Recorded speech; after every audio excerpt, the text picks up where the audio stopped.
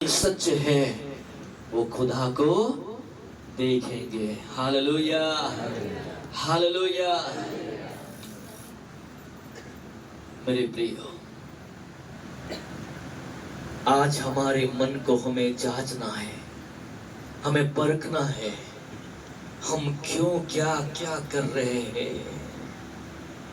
हमारी सोच यही होती है, किसी के पास कुछ हो मुझे मिल जाए, किसी की सेवकाई मुझे मिल जाए, किसी के विश्वास मुझे मिल जाए, किसी की खेत मुझे मिल जाए, किसी की बाइक मुझे मिल जाए।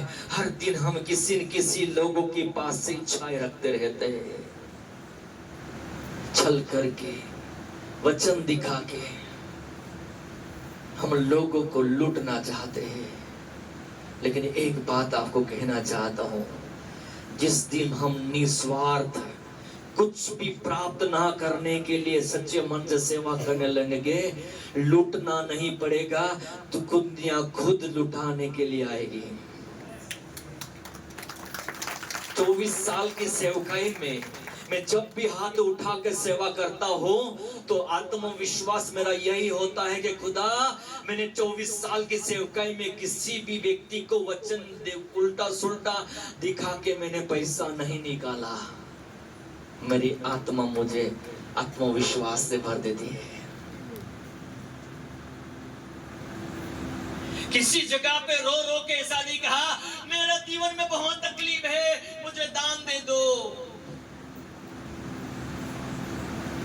जब मेरे पास नहीं था फिर भी मैं कहता था मेरे पास है, जब है तो भी कहता हूं है। कभी झूठ मूठ बोल के या रो के ब्लैकमेल करके किसी पे नहीं। करोड़पति बन जाएंगे तो भी मरने वाले हैं, झोपड़े में भी मर जाएंगे। लेकिन हमें सच्ची नियत से सेवा करेंगे, मरने के बाद भी लोगों के हृदय में जीवित रहेंगे। हालेलुया। सच्चे मन वाले हाबेल का लहू भी पुकार उठा। एक कायन, तेरे भाई का लहू पुकार रहा है, जिनके मन में कोई पाप नहीं था। हो, मन में पाप था किसको? कायन को। बेचारा हाबिल तो ऐसा सच्चा था, अपने भाई को देखा और सोचा मेरा भाई है ना, मुझे खेत में ले जाके मार थोड़ा डालेगा।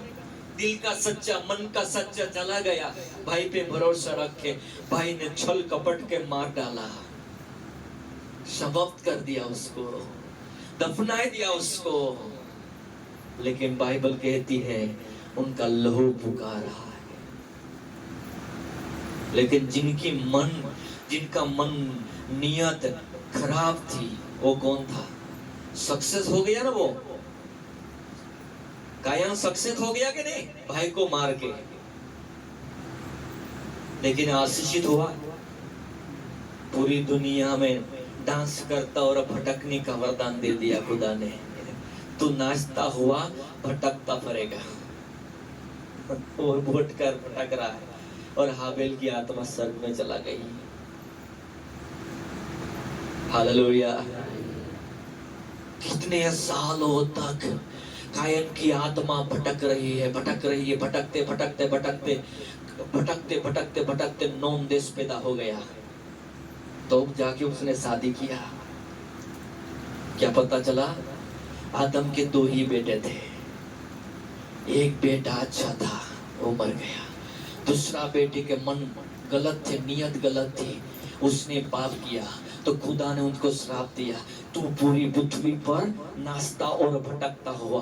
तो उसी दिन में आदम के दूसरे बेटे हुए, तीसरे बेटे, चौथे बेटे, पांचवें छोटे, हजारों बेटी होके एक देश बन गया। तब तक ये पागल घूम रहा है।